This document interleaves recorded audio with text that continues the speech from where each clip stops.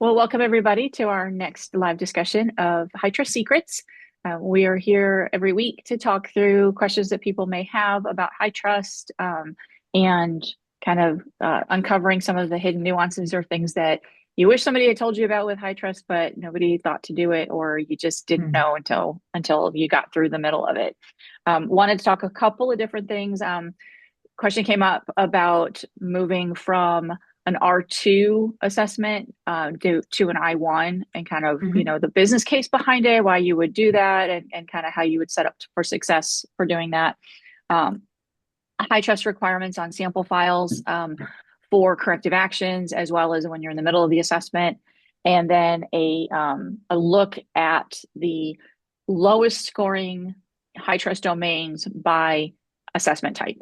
So, Stephen, I don't know if you had any other questions that you wanted to kind of kick it off with, or okay. No, just wanted to say thanks for the help last week. I got Oh, my perfect. have my control objectives all populated in the database. We're good now. Oh, excellent, excellent. Yeah, and it's funny because after we had that conversation, it's come up to me. I had somebody that was looking to do their policies based on those 13 control objectives or control categories as opposed to mapping them to the high trust 19. So it was a good discussion for me as well because I was able to go, oh yeah, that's definitely very easy to do. And here are the control objectives. So it's always easy to write a policy document based on that first and then kind of where those controls, those requirements break down. So Yeah. Hmm. well, perfect. All right. So, Donna, do you want to get started with the first question about kind of set the stage for where the question came about with somebody wanting to move from an R2 to an I1? Sure. So in this case, I'm working with a client who has been pursuing an R2. They have they've been in the R2 stage for several years, and they have maintained it, um, successfully maintained it, although not without hardships. They are a small organization. We have, I'll just say, less than 100 people, and they are, at the last go, they had an excess of 800 controls Oh, for their wow. Yeah. organization. And, part of those, they get funding from certain sources within the state. And so they've got certain requirements there. But it just, I'm looking at this team and they're small, trying to do that type of work for an R2 Hmm. is it feels excessive. It felt excessive at the time, but they were already in the middle of it. So my role was more to jump in and Right. figure out Get to the how to finish help line. Yeah. push push the water uphill. So that's what we did, and we did it. But they've had their last, two CISOs have quit during the middle of HITRUST Oh. because this is a huge volume of work for a small organization. And people who don't know, who aren't familiar with HITRUST and how it goes and what the requirements are, it's a very deep rabbit hole with a whole lot of thorns and everything else that you can get caught on. And it's just one of those things that, I think smaller organizations in particular struggle because they don't have the same deep budgets and Hmm. the same broader or at least bigger teams to really support that kind of an effort. So I was really glad when, and I'm keeping their name out of it, even Oh, the sure. state Yeah, out of it, absolutely. Yeah. for deliberate confidentiality. But I was really glad when they said that it sounded like their requirements as an organization were going to shift to an I1 because I think that's a much more manageable scope for them. Hmm. They do need, a strong control base because of the data they have. But I think it's more manageable. That said, I know that the E1 is very stringent, and I imagine the I1 is as well. So I just wanted to open it up to, what I haven't gone through an I1 personally. Hmm. And so I'd like to open that up and see who has gone through an I1 and what that difference is between an R2 and an I1, both in what the experience and strictness is in delivering, that evidence, as well as are there other benefits other than, fewer controls, Hmm. which could be beneficial, and how do the corrective action plans, which are have been scheduled and accepted by HITRUST as not going to be done by the interim, but in fact are going to be done by the next go for the R2, but they're not doing an R2. So how does that work?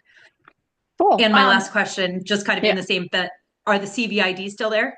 So that we can Yes. bridge, Yeah. we can, Oh yeah. we Those can are identify. yeah. Sorry, I've lots of questions. Yeah. Just because I haven't seen that export of what those exact controls are and gone through the process. So I like lots of questions. Oh, perfect. Yeah. I Well, like to know what I'm getting into. well, and my in-depth experience with an I-1 was actually prior to HITRUST aligning the E1, the I-1, and the R2 all into be like the I-1 being a subset of R2. At that point, they were a little bit different. So there was some overlap, but not a lot. Question though, on if they're doing 800 controls, is it the volume of transactions that got them to that, or are they putting a lot of other compliance factors in, like state specific or HIPAA or something? So I don't think it's the volume of transactions. I think it's the type of data they handle directly, and some of the state requirements led to additional factors required to be pulled in. So, the I-1, maybe they'll get 180 controls and maybe they'll still have some extra. Right. And that's what I was saying. That's not you'd have to counsel them. Yeah. You'll have to counsel them on the fact that they, I'm not sure which in a current I-1, which additional regulatory factors they can add. I know they can add HIPAA to it. I'm assuming they can add other state specific requirements, but you may want to set their expectation that it's not just going to be 182 with their specific factors. It may be more like 250, 300, still better than 500. But if they've got, 5 different state specific requirements and all these other, compliance factors, they may not get, as much of a bargain as they're expecting. And then one of the things that I had found that struck me the most about I-1 was because you're only looking at implementation score. So I'm like, oh, good, I don't have to worry about, policies and procedures.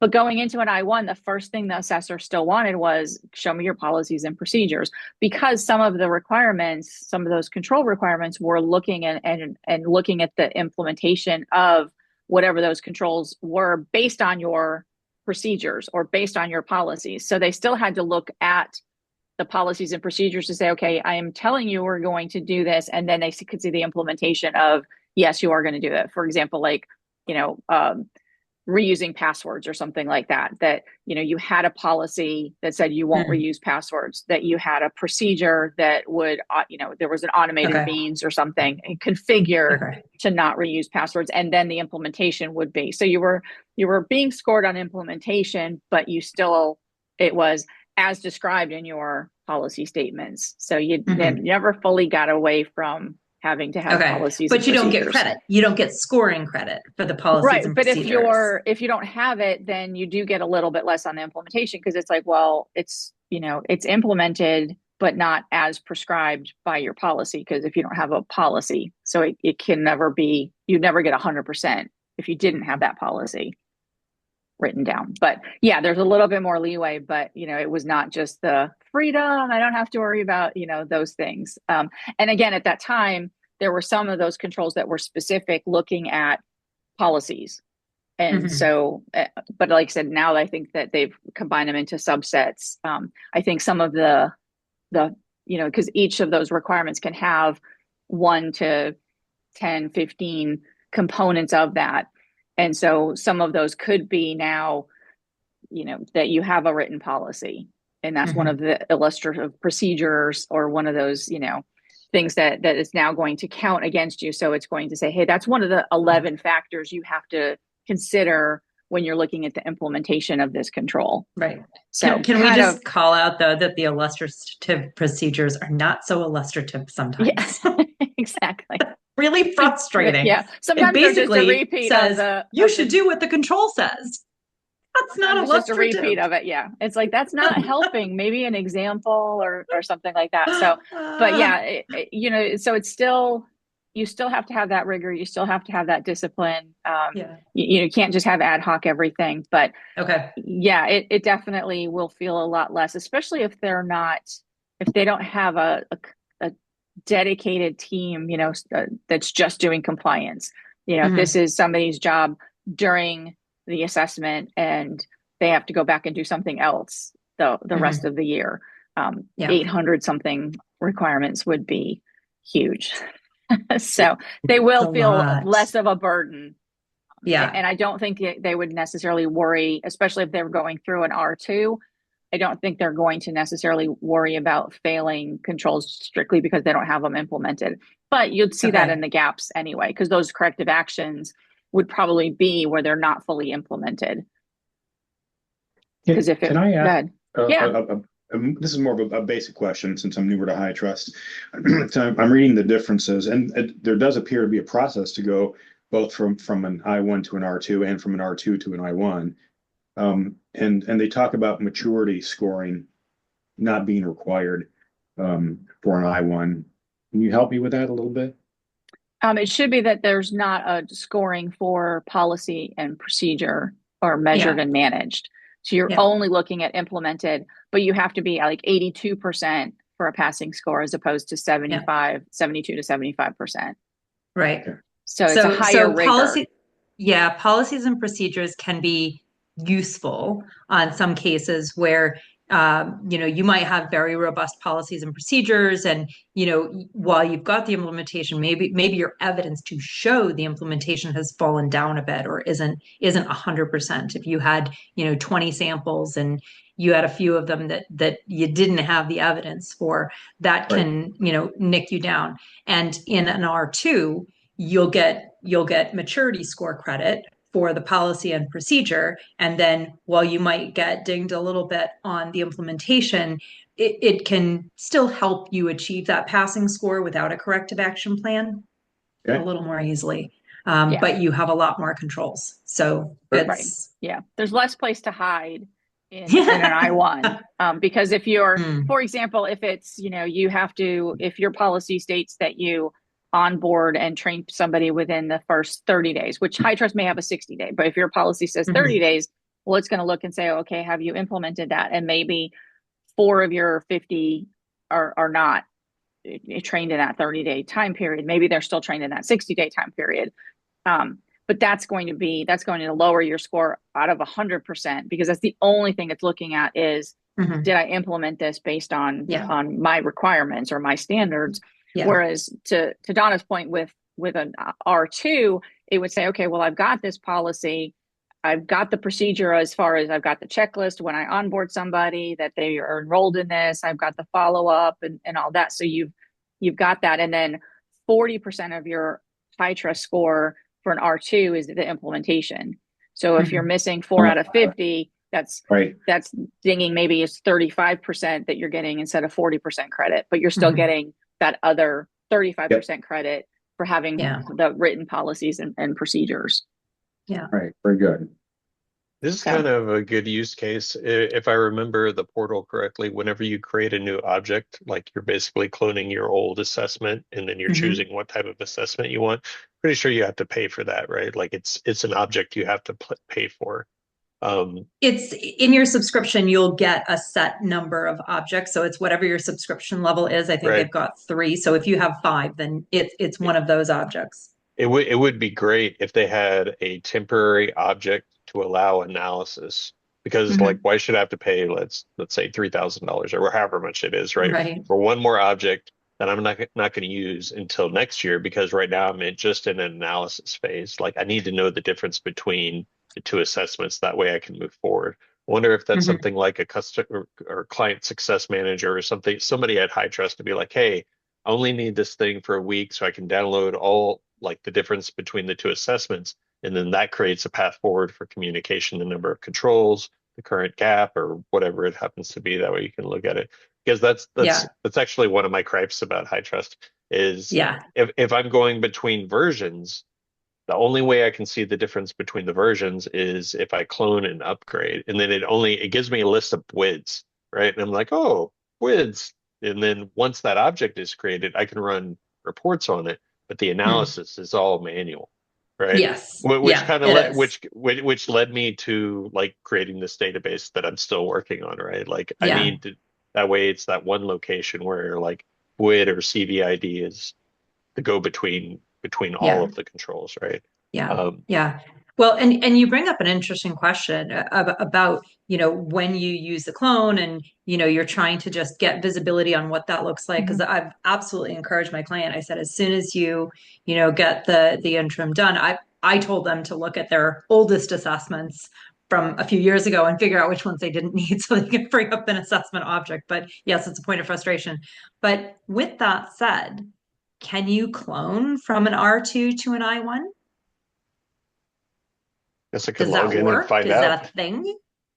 I haven't tried that. it. I don't know. Yeah, that I don't know. You probably could. You could probably clone it, and then you go back into your, what type of, all those assessment factors and things like that. Yeah. So I think I haven't tried to clone from one into a different framework.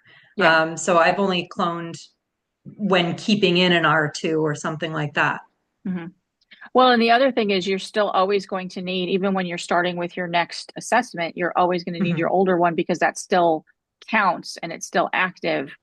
Unless you're going to let that lapse and then start your next assessment. Yeah. No, and for absolute clarity, in case anybody listens to this and is questioning, they have I think 8 or 10 historical assessments going back, several years. So I am not suggesting that they remove their most recent assessments. Most recent, right? Yeah. No, I am 100% not suggesting that. I am suggesting going back several versions and certifications several years ago, and picking the oldest one, which they're several steps away from at this point, and saying, right, that isn't relevant anymore. So they could delete that, and yeah. Unless HITRUST is going to, create some method for everybody to keep their history. But is it useful? Are you going to go back to one from 4 or 5 certifications ago? No, because chances are that system's changed.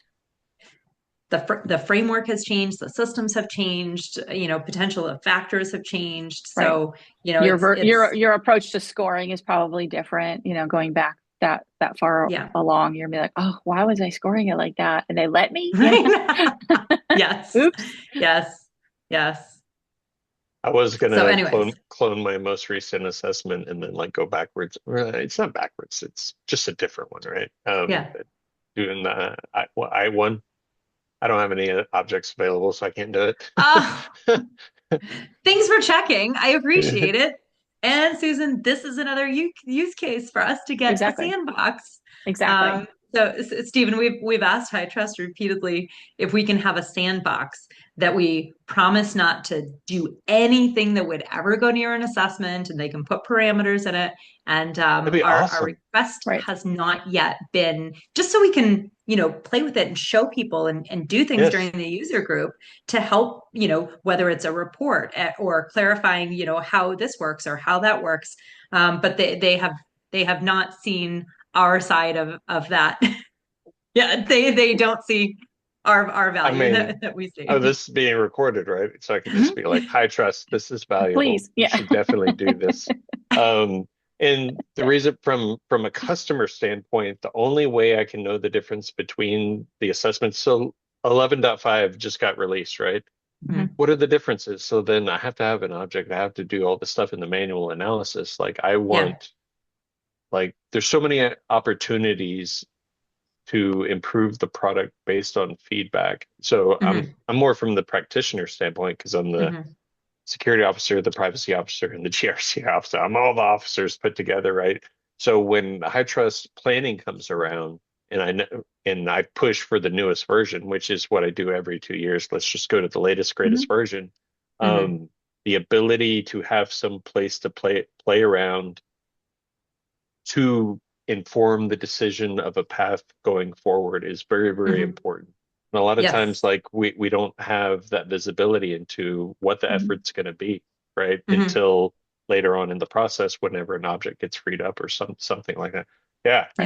I support this. You want me to make a post on LinkedIn? What are we doing? Thank you. Yeah, we'll and it is really, it is really important to do that advanced testing, because I have actually provided recommendations that said, you know what, in this case, do not go with the most recent framework.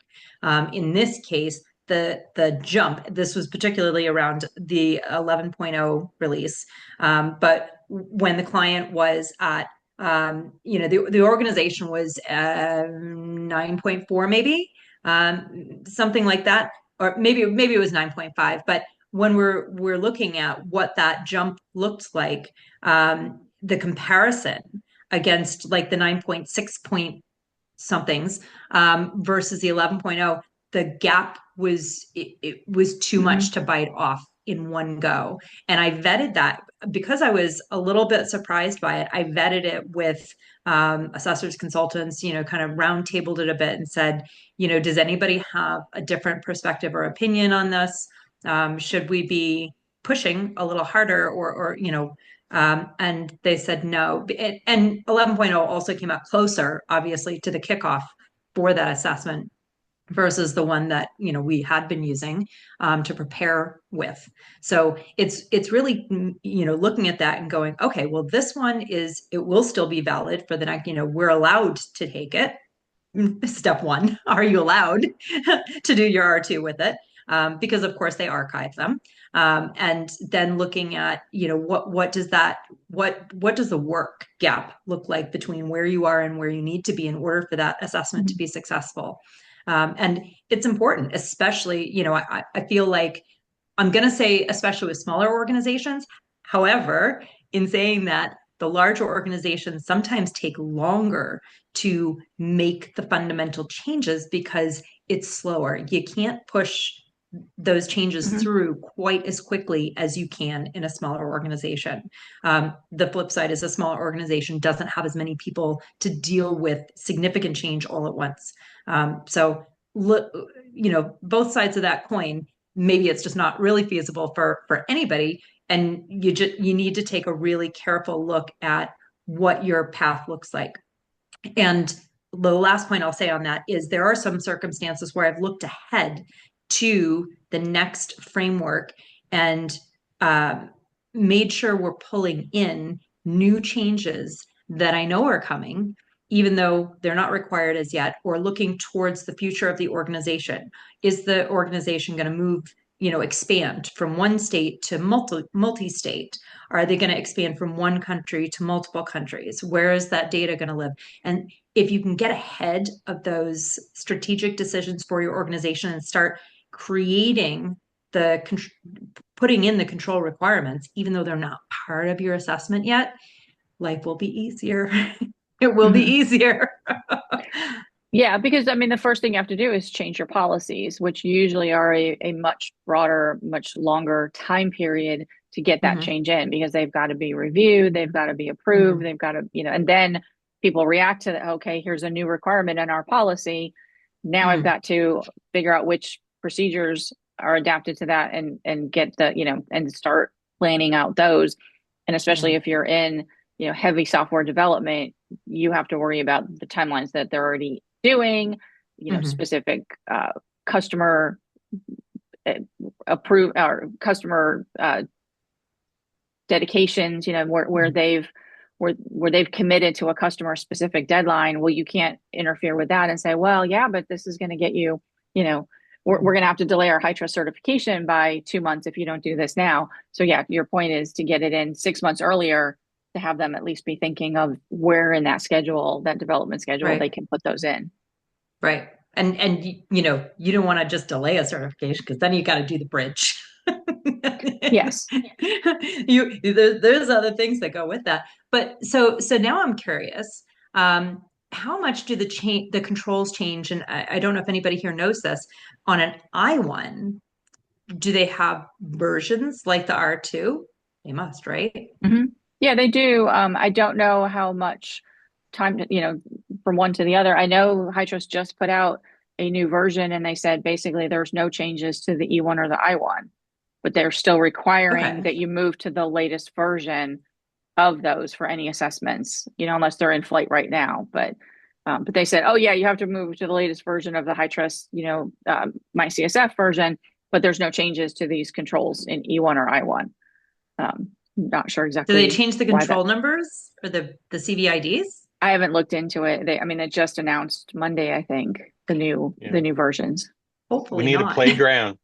We need a playground to test out all these and answer these questions. Yes, exactly. Yes. Well, especially because other frameworks like PCI will give you a couple of years. They'll go, okay, here are the new standards.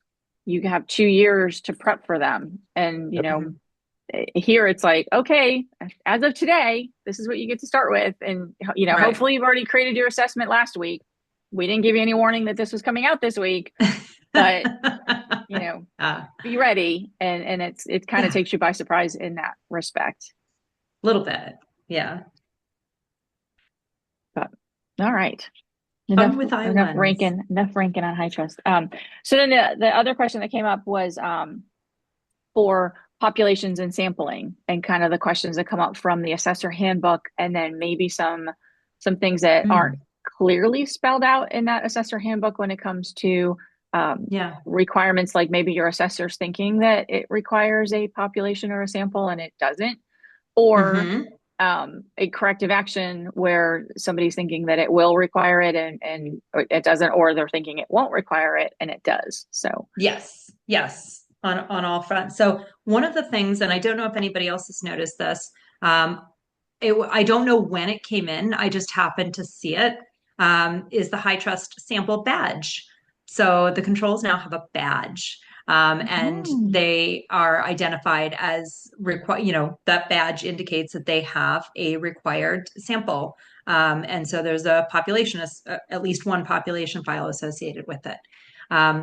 I discovered on a recent client comparison that one of the controls that was identified by the assessor didn't have a sample badge. Now, the assessor, from everything we've discussed, is still planning on doing sample testing for this, but it doesn't actually have a sample badge from HITRUST. So that situation is not reflected in the population file page, which I put in the chat here on the HITRUST handbook.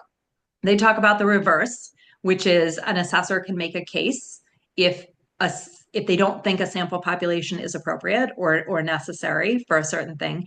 But I don't see where there's any description of what should happen if an assessor says they want to sample something and HITRUST says it's not necessary. So that's on the one side. And then we've also got corrective action plans where the assessor had identified and said, right, here are all the all the population files associated with all the controls for your interim and associated with your corrective action plans. But the corrective action plans, there are a designated number of corrective action plans which are not going to be completed by the interim, and that's scheduled. So those were scheduled timeframes for those projects, larger initiatives and whatever, and HITRUST accepted the date that was beyond the interim assessment. And it was an interesting conversation because the assessor kind of said, well, how are we going to test it? And I said, well, it's not done. There's nothing to test. It's still the way it was. So the corrective action plan correctly says not started. And that is okay based on the target date, or in progress, but it's still not finished. So it's in progress on track and it will not be completed by the interim. So what we're showing is, evidence on things that have been purchased and key decisions made and milestones and minutes from meetings with key stakeholders. But there isn't any sampling. I'm just curious because it seemed to be a little bit of a hiccup conversation. I was curious as to whether anybody else had come across this. I've had corrective action plans that go past the interim, but some of the tasks, at least the planning tasks, have started prior. So to your point, it may have been like disaster recovery or something like that. So, at least, and a lot of those infrastructure projects take a really long time because you've got to get the budget for it. It's like, okay, well, this is going to wait until our annual budget planning. And so it's been it's been accepted by the assessor that, okay, HITRUST approved this. It made sense. It's not an easy lift to fix whatever this is. It wasn't just a lack of evidence, and now I've got the evidence. This is, truly, a strategy that wasn't there before.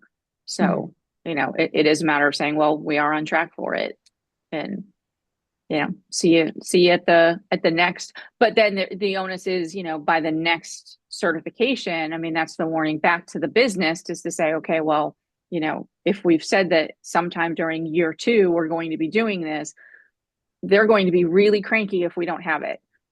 And I've had that discussion with clients to say, well, 2 years ago you said you were going to be doing this.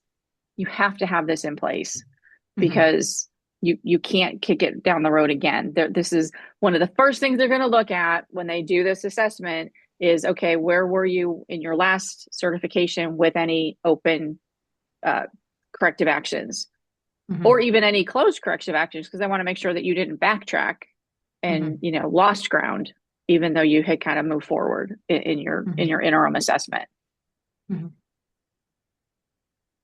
But yeah, it happens, but it's scrutinized at the next certification. Yeah. So I'm also curious. Oh, sorry, jump in. Well, I was going to ask Donna. I was still kind of stuck on the badge piece. So, there is no badge for evidence, right? But the assessor wants to test it. Badge for sample. Sample versus that's okay. So evidence is still required, but a sample based on a population file is just a different type of evidence. Yes.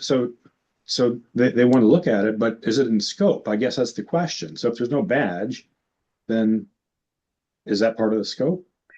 Well, I think badge in this case, what you're saying is badge is really just kind of a icon on the MyCSF interface that says, by the way, you're going to need a sample taken for this.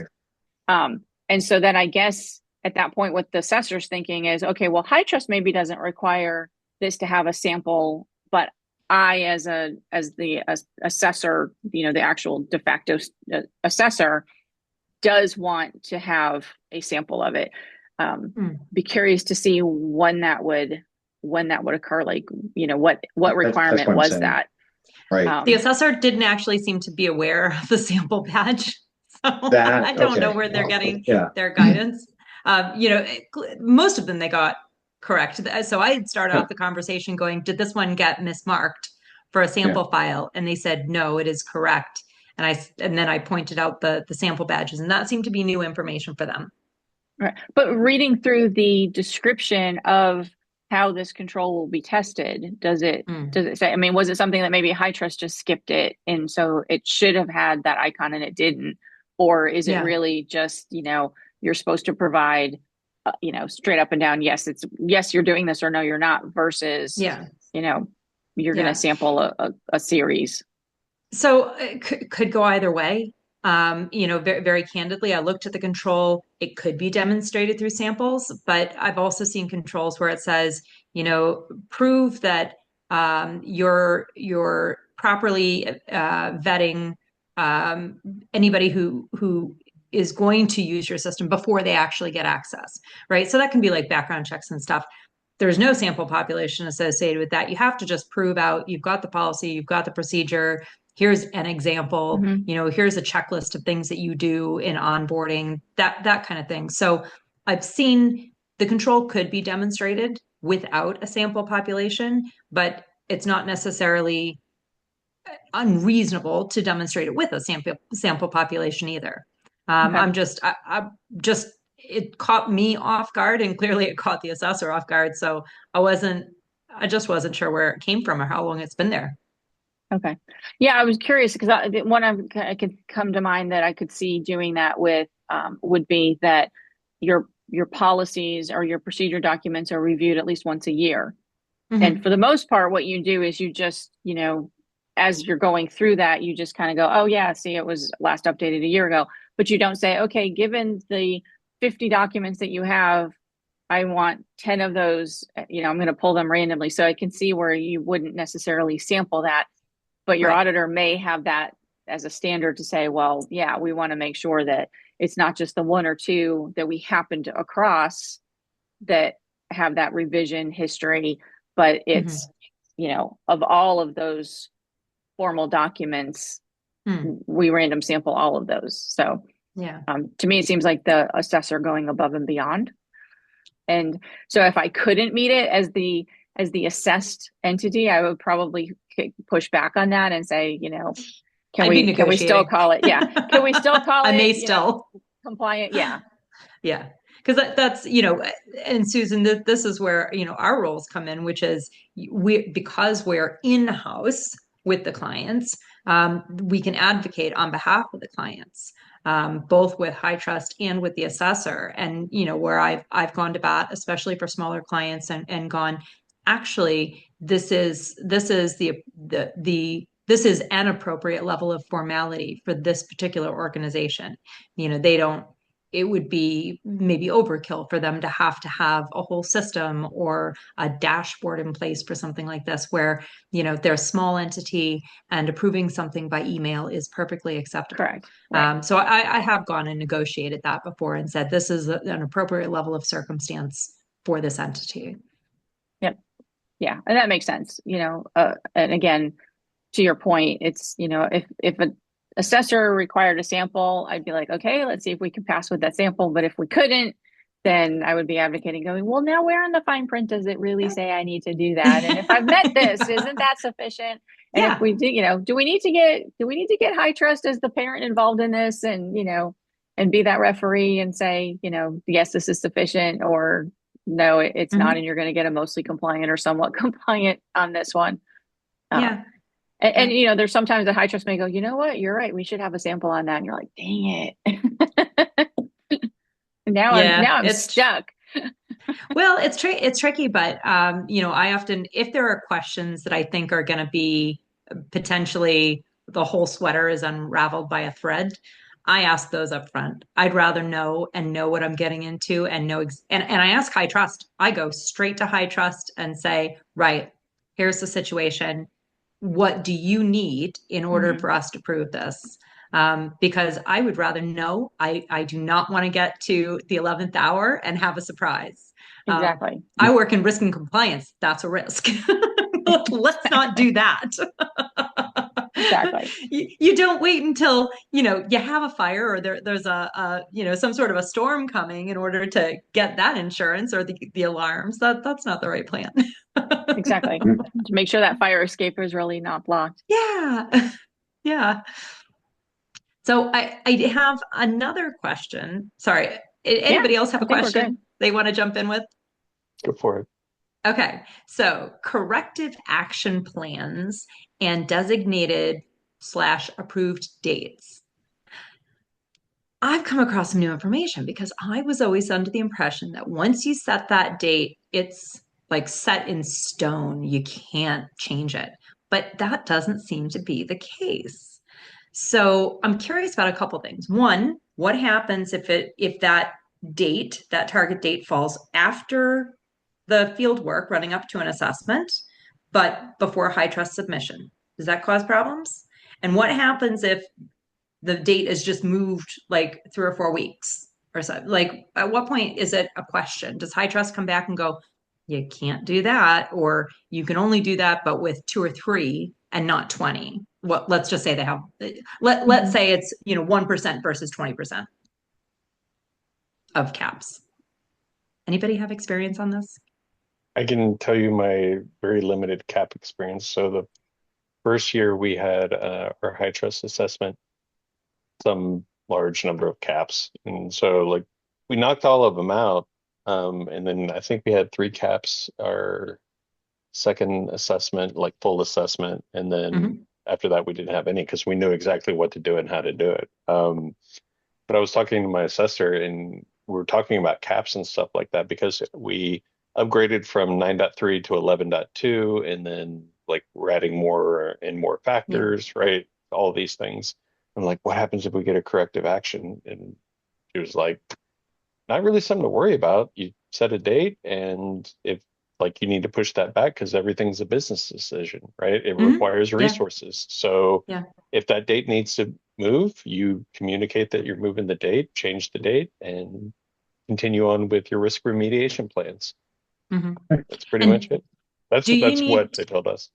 Okay, so do you know if that needs to go through HITRUST somehow? No, we never. I just have never changed the date. No, we've never had it where you had to worry about it. I think HITRUST can go back to see when you've made those changes. So to Stephen's point, as long as you're making those updates regularly and you're checking in and saying, you know, I'm making progress on these, or we've pushed this decision off, as long as they're not seeing that flurry of activity a week before your interim starts, I think that it lends that credibility to, we truly are paying attention to these. We're not just neglecting them, you know, nothing started and now these are pushed off. But no, I've never had anybody come back and say, oh, you know, you pushed this from this time to 3 months out, because I've had the documentation from that business owner or that team that says, here's why. Okay. And they expect, so I've never tracked, I mean, I know that there's a list of caps in MyCSF, but the teams certainly don't work from there. So no, but they expect regular updates. I would try to go in like once a month. Oh, really? And just I've update to see. Okay.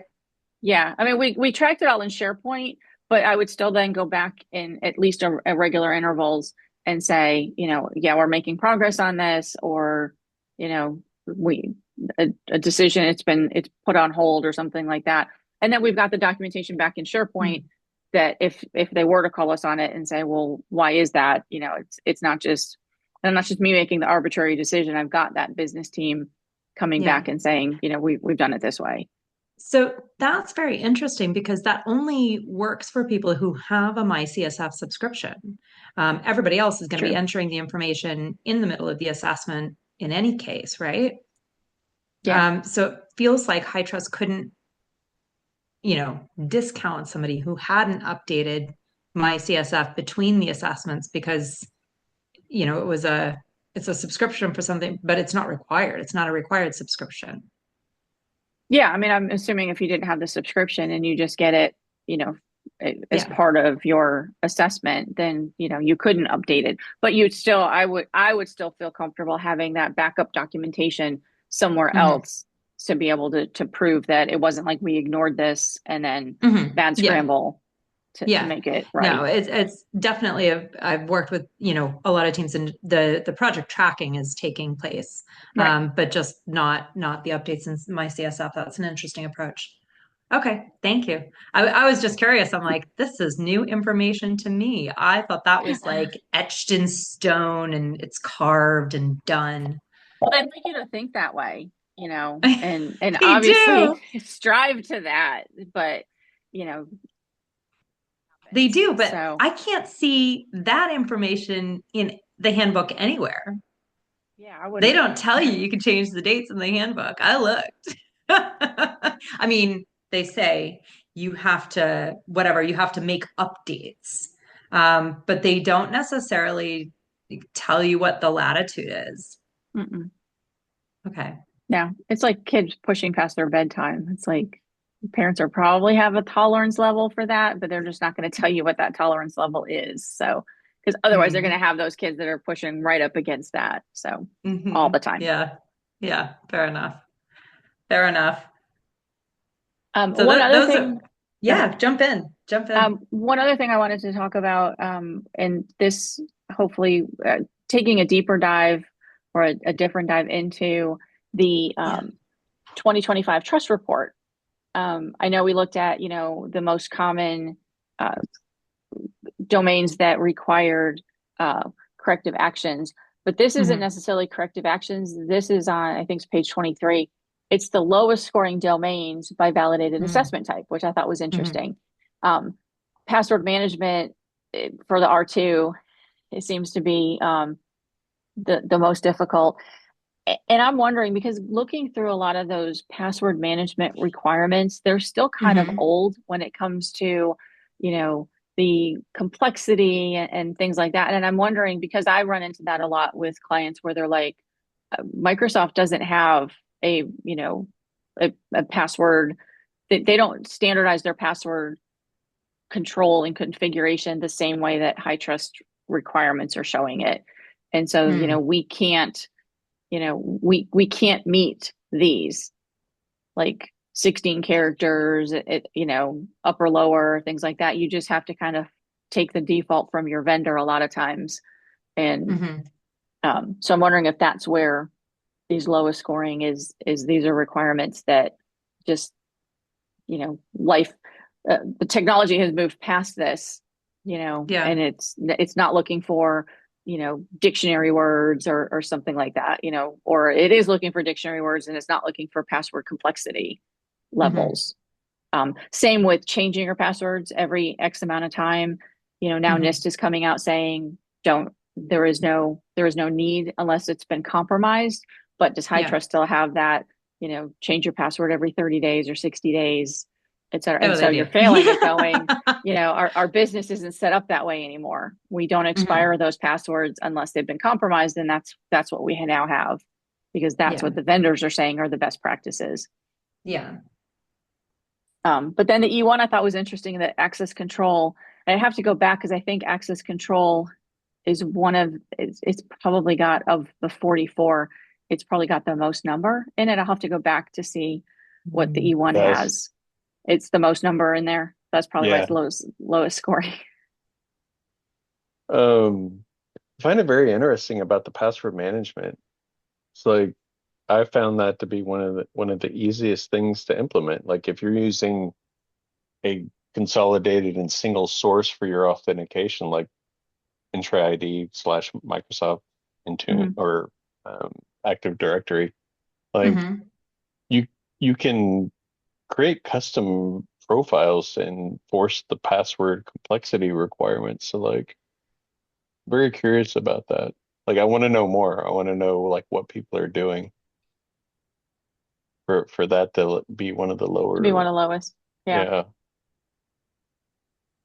I'm wondering if password requirements or recommendations had changed. Yeah, that could be. Yeah.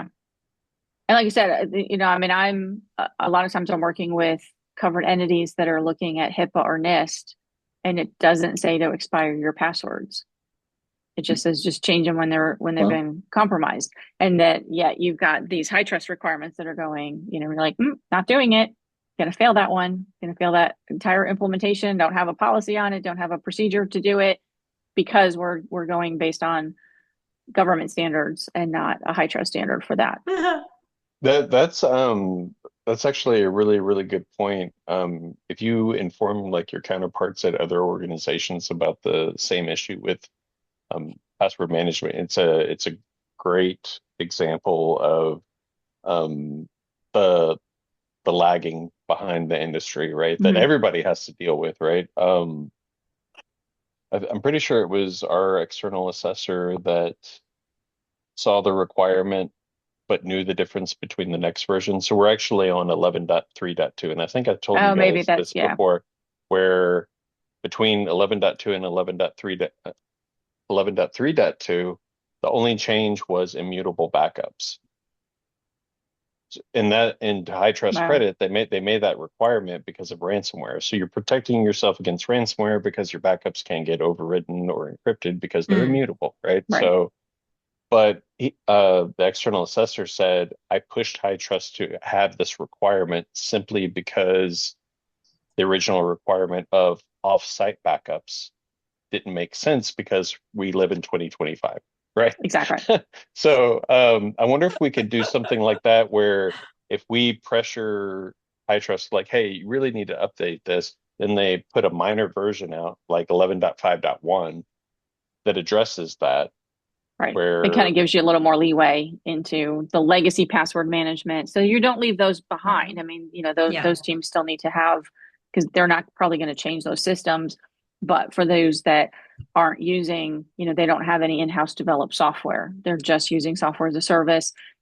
That's another thing is, there's a lot of completely serverless environments, and they'll talk about, admin access. And you're like, okay, well, admin access only really lives on, the endpoints, and that's completely locked down. And so you're like, well, which admin IDs am I needing to change the passwords on and things like that. So that is I see it a lot of times in that password management cycle of going, yeah, that doesn't really apply to how you do this. And and hopefully HITRUST is looking at these going, okay, did the technology get past our requirements? Do we need to kind of modify our requirements to kind of keep up with that?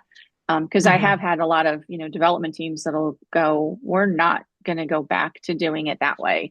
That's not the new standard.